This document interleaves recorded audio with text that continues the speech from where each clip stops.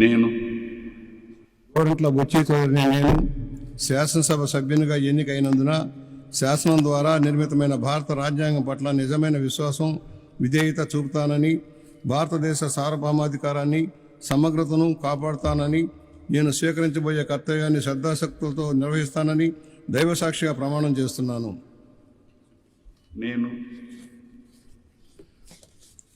ఆంధ్రప్రదేశ్ శాసనసభ సభ్యుడినైన గోరంట్ల బుచ్చి చౌదరి అనే నేను సభ నియమాలకు కట్టుబడి ఉంటానని, వాటిని అనుసరిస్తానని, సభ మర్యాదలను పాటిస్తానని, సాంప్రదాయాలను గౌరవిస్తానని దైవసాక్షిగా ప్రమాణం చేస్తున్నాను.